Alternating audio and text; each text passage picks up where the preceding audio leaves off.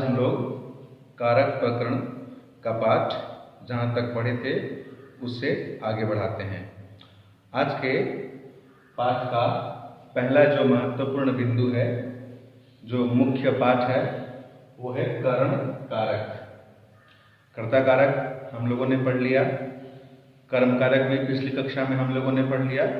आगे बढ़ते हैं और करण कारक का अध्ययन करते हैं। सबसे पहला जो सूत्र है करण कारक का, वो है करणे तृतीया। करणे तृतीया जैसा कि सूत्र से स्पष्ट है, करण कारक में तृतीया विभक्ति होती है। जिन जिन सूत्रों से वाक्यों में जिस जिस शब्द की करण संज्ञा होगी या यह सुनिश्चित हो जाएगा कि यह करण कारक है, उसमें आप तृतीया विभक्ति का विधान करेंगे। और उस तृतीया विभक्ति का विधान करने वाला सूत्र है करणे तृतीया, अर्थात करणे करण कारक में तृतीया मतलब तृतीया विभक्ति होती है। और भी स्पष्ट हो जाएगा जब आगे सूत्रों का अध्ययन करते हुए उदाहरण पे हम लोग चर्चा करेंगे। तब करण कारक का विधान करने वाला पहला सूत्र है साधक तमम करणम। साधक तमम करणम किसी भी कार्य को करने वाला कर्ता कहलाता है। यह हम लोगों ने पढ़ा। कर्ता अपनी क्रिया के द्वारा जैसे प्राप्त करना चाहे उसे कर्म कहते हैं। अब कर्ता को क्रिया के करने में जो वस्तु सहायक हो अथवा कर्ता अपनी क्रिया को पूरा करने के लिए जिन जिन वस्तुओं की सहायता ले, वे ही करण कहलाते हैं।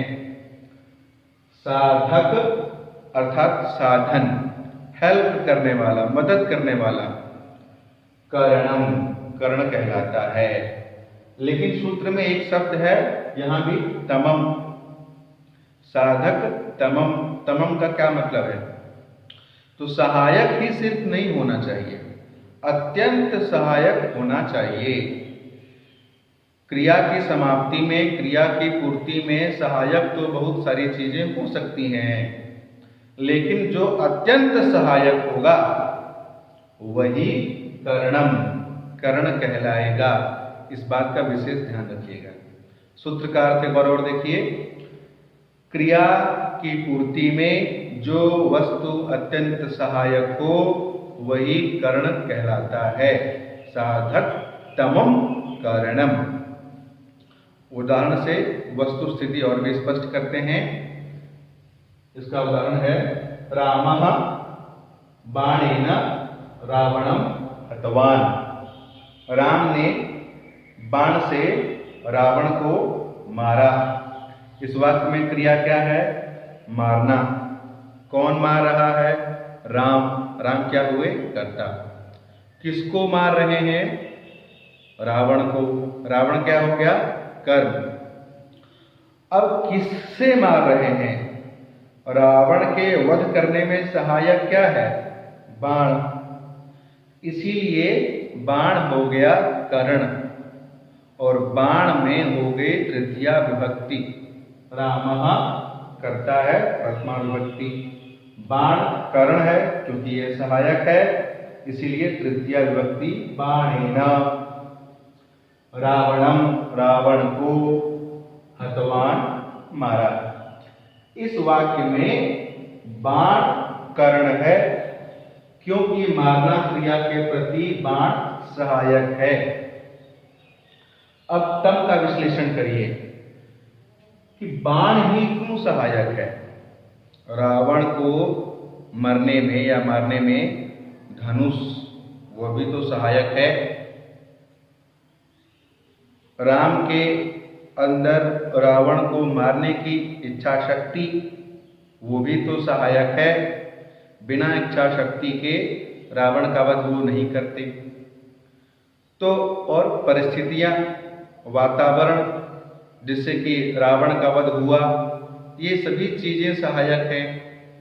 रावण के मरने में, क्रिया की समाप्ति में। फिर बाण ही कर्ण क्यों हुआ, इसीलिए यहां तम शब्द का प्रयोग किया गया। अत्यंत सहायक। राम ने धनुष को उठाया, बाण उस पे रख के चला दिया। रावण मरा? चलाते ही नहीं मरा।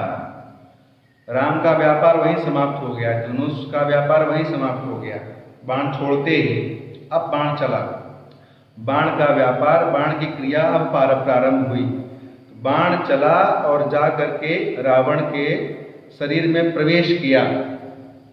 बाण का व्यापार तब समाप्त हुआ और तभी रावण की मृत्यु हुई।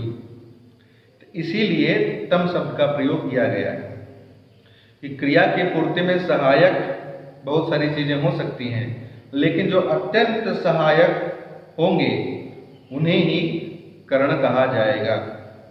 रावण की मृत्यु में राम की इच्छा शक्ति, धनुष, वातावरण और कई सारी चीजें कारण तो हैं, लेकिन अत्यंत महत्वपूर्ण कारण कौन है? बाण।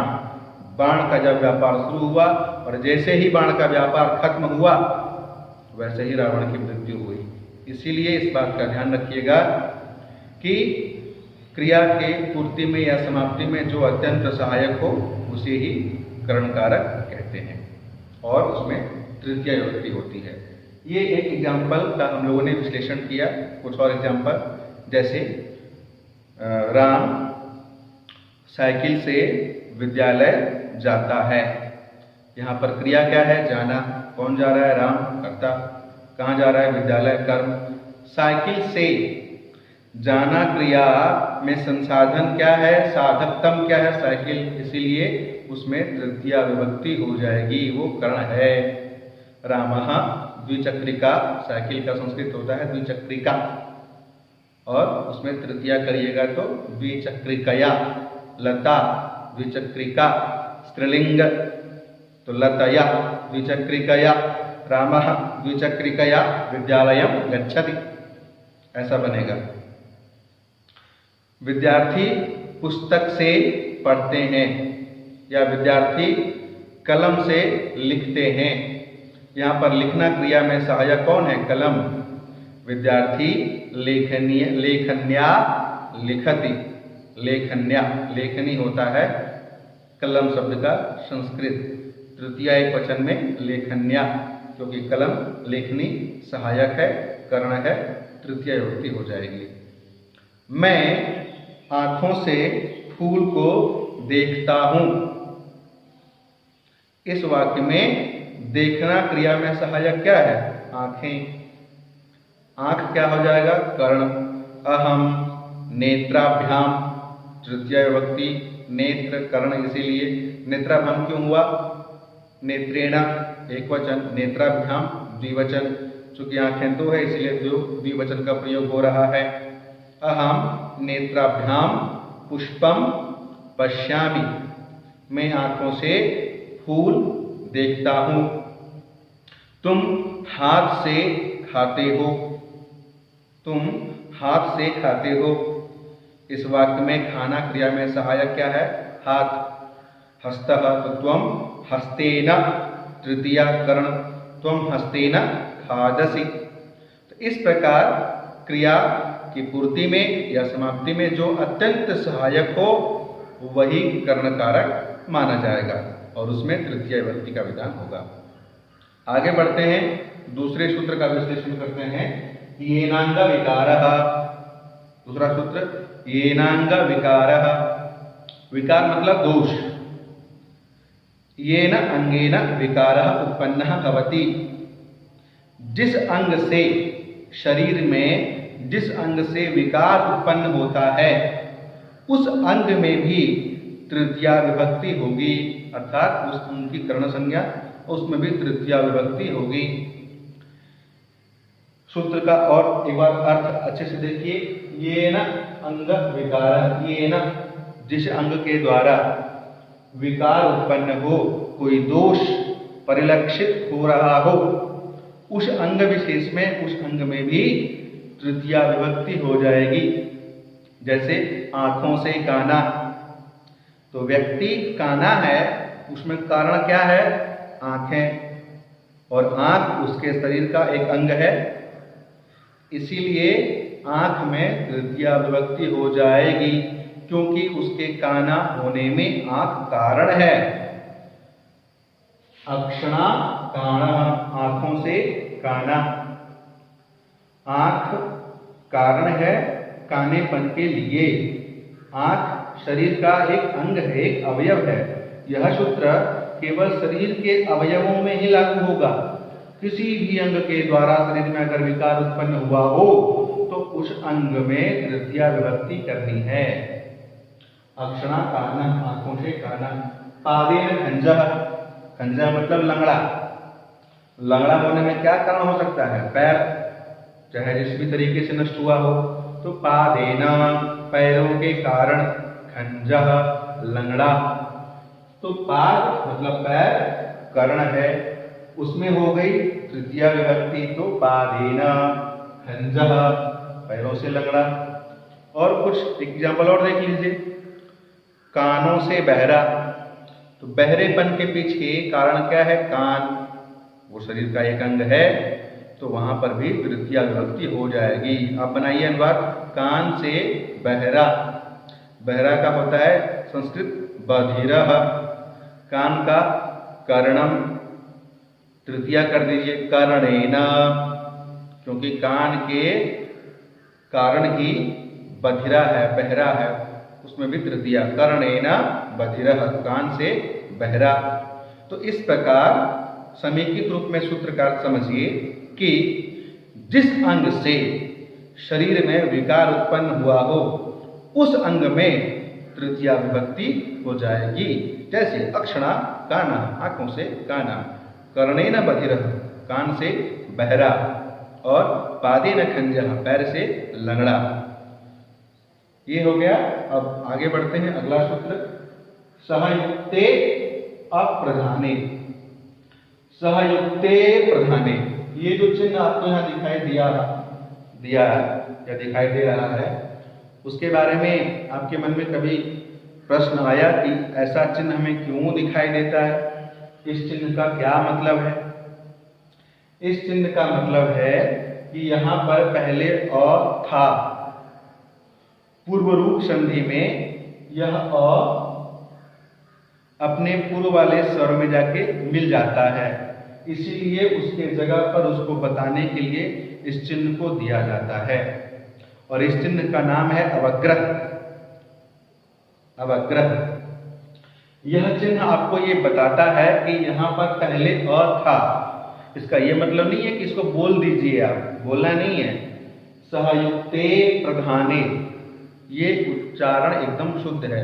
सहयुक्ते अप्रधाने नहीं बोलेंगे, क्योंकि ये चिन्ह दिया गया है का मतलब अ था, बोलना नहीं है। बोलना होता तो लिख दिया गया होता ना, कुछ लोग गलती करते हैं, इस बात का विशेष ध्यान रखिएगा। जहां कहीं भी ये चिन्ह दिखाई दे अ था, ये आपको समझना है। जब विश्लेषित करेंगे, अलग करेंगे, तो अ बोलेंगे। सहयुक्ते अप्रधाने, ये सूत्र। अब इसका अर्थ देखिए। सहयुक्ते, सह मतलब साथ, सीधा है अर्थ एकदम। साथ शब्द का अगर प्रयोग हो रहा हो वाक्य में, तो अप्रधान होते हुए भी उसमें जिसके साथ उसी में तृतीया विभक्ति का विधान हो जाएगा। साथ शब्द बोलते हैं ना, हम इसके साथ जा रहे हैं, तुम उसके साथ जाओ, वही साथ शब्द है। साथ शब्द का प्रयोग जहां कहीं भी हो, तो जिसके साथ इस प्रकार का अर्थ निकल रहा हो उसी शब्द में तृतीया विभक्ति हो जाएगी। जैसे पुत्र के साथ पिता आते हैं, पुत्र के साथ, किसके साथ? पुत्र के साथ, तो पुत्र में तृतीया कर दीजिए, पुत्रेण। पुत्रेण सह मतलब साथ, साथ का संस्कृत सह होता है, सह। पुत्रेण सह पिता आगच्छति, पुत्र के साथ पिता आते हैं। राम के साथ सीता वन गई, राम के साथ सीता वन गई। तो यहां पर साथ शब्द का प्रयोग है, किसके साथ? राम के साथ तो रामेण, तृतीया कर दीजिए, रामेण सह सीता वनम गतवती, राम के साथ सीता वन गई। इस प्रकार जहां कहीं भी साथ, हिंदी में साथ शब्द का प्रयोग हुआ हो तो जिसके साथ उसी में तृतीया विभक्ति का विधान हो जाएगा। यही इस सूत्र का अर्थ है। एक और एग्जाम्पल देख लीजिए। किसान पुत्र के साथ खेत गया, किसान पुत्र के साथ खेत गया, तो कृषकः पुत्रेण सह क्षेत्रम गतवान, पुत्रेण सह पुत्र के साथ। इस प्रकार जहां कहीं भी साथ शब्द का प्रयोग हो तृतीया करिए, ये इस सूत्र का अर्थ हुआ। आगे बढ़ते हैं। अगला सूत्र, यह भी महत्वपूर्ण सूत्र है, इत्थम भूत लक्षणे। इत्थम भूत, इत्थम मतलब ऐसा, भूत मतलब होना। कोई भी व्यक्ति ऐसा है या वैसा है या जैसा है, तो जिस कारण से वह वैसा है या जैसा भी है, उस कारण वाले शब्द में भी तृतीया विभक्ति होती है। जैसे तुम कपड़ों से तो बहुत स्मार्ट लग रहे हो, स्मार्टनेस के पीछे कारण क्या है? कपड़ा। समझिएगा। इत्थम भूत लक्षणे, इत्थम भूत, कोई भी व्यक्ति ऐसा है, उसके ऐसेपन में जो लक्षण है, कारण है, उसी में तृतीया विभक्ति का विधान हो जाएगा। जैसे जटाधि तापसः, तापसा मतलब तपस्वी। तो कोई तपस्वी है, यह कैसे पता चल रहा है किसी को? जटाओं से। उसकी जटाएं इतनी खतरनाक है या विस्तृत है, बड़ी है, कि जटाओं से ही पता चल जा रहा है कि यार ये तो तपस्वी है। तो तपस्वी दिखाई देने के पीछे क्या कारण है? जटा। जटा में तृतीया विभक्ति हो जाएगी, जटाभिः तापसः, जटाओं से तपस्वी। वस्त्र से सन्यासी, अब किसी ने गेरुआ वस्त्र, भगवा वस्त्र धारण कर लिया केवल, तो उसके वेशभूषा से, वस्त्र से यह पता चल रहा है कि वो सन्यासी है। तो सन्यासी होने के पीछे कारण क्या है? वस्त्र। तो वस्त्रेण सन्यासी, वस्त्र के द्वारा सन्यासी है वह, ऐसा पता चल रहा है। तो इस प्रकार किसी भी व्यक्ति विशेष का कोई पद, कोई विशेष प्रकार का लक्षण दिखाई दे रहा हो, उसके पीछे जो कारण हो उसमें तृतीया विभक्ति करनी है, उसको कर्ण मानिए। जैसे जटाभिः तापसा, जटाओं से तपस्वी, तपस्वी होने के पीछे कारण क्या है? जटा। वस्त्रेण सन्यासी, सन्यासी होने के पीछे कारण क्या लग रहा है आपको? वस्त्र। तो वस्त्र, जटा, ये दोनों शब्द हो जाएंगे कर्ण, और उसमें तृतीया हो जाएगी जटाभिः तापसः वस्त्रेण सन्यासी। ये इस प्रकार इस सूत्र का अर्थ आप समझेंगे। आज के पाठ में अगर कहीं कोई शंका हो, किसी भी सूत्र विशेष में कोई कंफ्यूजन हो, साथ ही उदाहरण में कोई समस्या हो, तो वीडियो के कमेंट बॉक्स में अपने प्रश्न आप कभी भी पूछ सकते हैं। यथाशीघ्र आपके सभी प्रश्नों का समाधान किया जाएगा। धन्यवाद।